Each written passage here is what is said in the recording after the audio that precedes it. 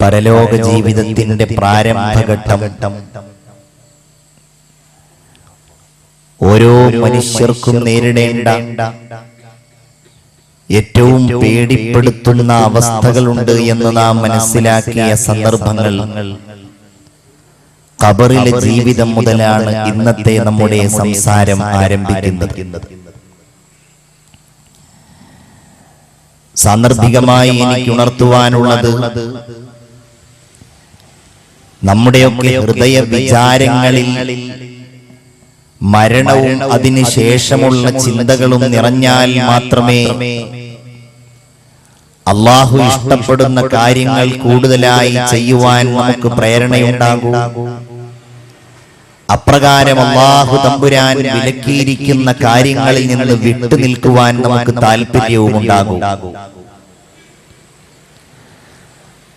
നമുക്ക് വേണ്ടപ്പെട്ടവരൊക്കെ മരിക്കുകയും അതിനുശേഷമുള്ള ജീവിതം പുൽകുകയും ചെയ്യുമ്പോഴും നാം കരുതുന്നത് എന്നെ അടുത്തൊന്നും ഈ സാഹചര്യം ബാധിക്കുകയില്ല എന്ന വിചാരമാണ്.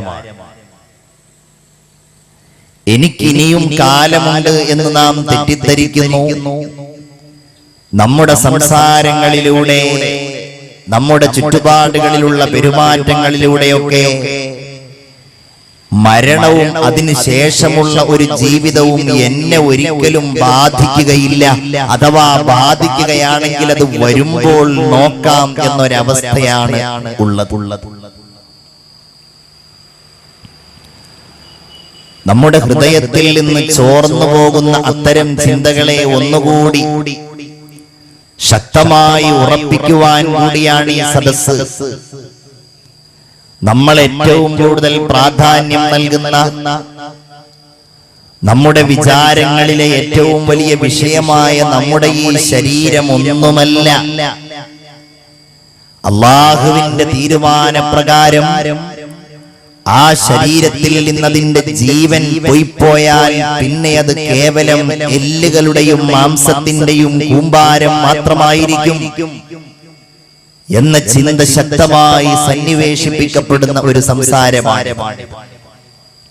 പറയുന്ന എന്റെയും നിങ്ങളുടെയും ഹൃദയ വിചാരങ്ങളിൽ ഏറ്റവും ശക്തമായി ഓർക്കപ്പെടുന്ന ഒന്നായിട്ട് ഈ ചിന്ത മാറിയാൽ അത് തന്നെയാണ് നമ്മുടെ ഈ സംസാരത്തിന്റെ ഏറ്റവും വലിയ വിജയം എന്ന് പറയുന്നത്.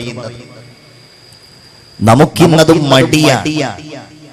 നമ്മൾ നാലാളുകൾ സംസാരിക്കുന്നിടത്ത് ആരെങ്കിലും മരണത്തെ കുറിച്ച് പറഞ്ഞാൽ ഇത്തരം ഒരു അരസികൻ കാര്യമല്ലാതെ മറ്റൊന്നും നിനക്ക് പറയാനില്ലേ എന്ന് ചോദിച്ച് നാം ആ വ്യക്തിയെ ഭത്സിക്കാറുണ്ട്. നമ്മുടെ ഒരു സ്വഭാവം അതാണ്.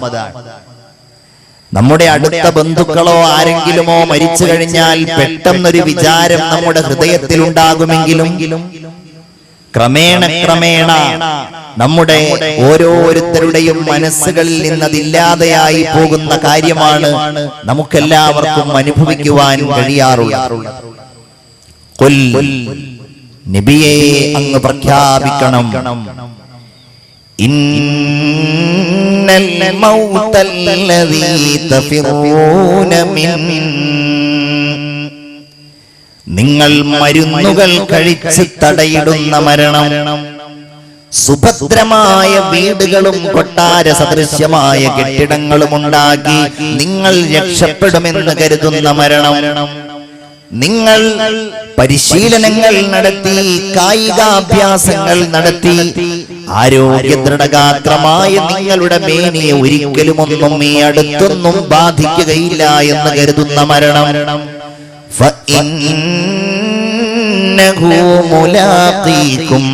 അത് നിങ്ങളെ കണ്ടുമുട്ടുക തന്നെ ചെയ്യുമെന്ന് അല്ലാഹു ബോധ്യപ്പെടുത്തുകയാണ്. നിർബന്ധമാണ് നമുക്കത് അഭിമുഖീകരിക്കുക എന്ന് പറയുന്നു. കുല്ലു നഫ്സിൻ ദാഇഖത്തുൽ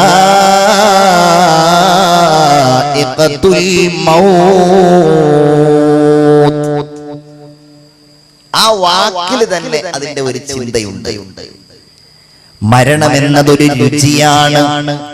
അത് ശരീരത്തിന്റെ ഓരോ കോശങ്ങളെയും കാർന്നു തിന്നുന്ന, ഓരോ രോമകൂപങ്ങളെയും വേദനിപ്പിക്കുന്ന, ശരീരത്തിന്റെ മുഴുവൻ ഭാഗങ്ങളും പ്രതികരിക്കുന്ന ഒന്നാണ്.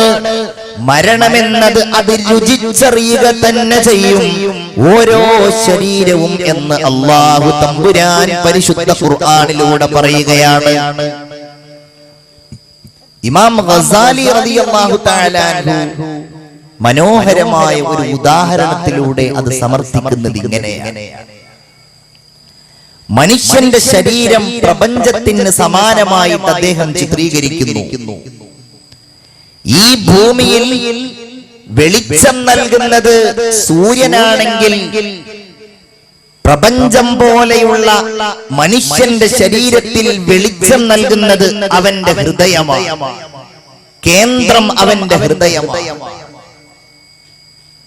അവന്റെ ശരീരത്തിലെ ഗ്രഹങ്ങൾ പോലെയാണ് ശരീരത്തിലുള്ള അവയവങ്ങൾ. സൂര്യനനുസരിച്ച് ആ ഗ്രഹങ്ങൾ കറങ്ങുന്നത് പോലെ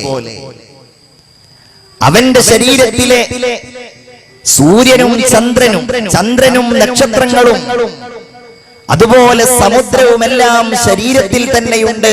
കണ്ണ്, രോമങ്ങൾ, തല, മുടി, കൈകാലുകൾ, വിരലുകൾ എല്ലാം. അദ്ദേഹം പറയുന്നു, ലോകാവസാനത്തിന്റെ ഘട്ടത്തിൽ ബഹുമാനപ്പെട്ട ഇസ്രാഫീൽ അലൈഹിസ്സലാം സൂർ എന്ന കാഹളത്തിൽ ഊതിയാൽ ഭൂമി തരിപ്പണമാകുന്നത് പോലെ, സൂര്യൻ കെട്ടതിന്റെ വെളിച്ചം മങ്ങി അത് താഴേക്ക് നിപതിക്കുന്നത് പോലെ, സമുദ്രമെല്ലാം ആർത്തലച്ചു വന്ന് ആ സമുദ്രമൊക്കെ പൊട്ടി ആകെ ഭൂമിയിലാകെ ഛിന്ന ഭിന്നമാകുന്നത് പോലെ മനുഷ്യന്റെ ശരീരത്തിന് മരണം വരുമ്പോ അങ്ങനെയാണ്. അവന്റെ ഹൃദയം നിലച്ചു പോകുന്നു. ഗ്രഹങ്ങൾക്ക് സമാനമായ അവന്റെ അവയവങ്ങളുടെ മുഴുവൻ പ്രവർത്തനങ്ങളും നിലയ്ക്കുന്നു.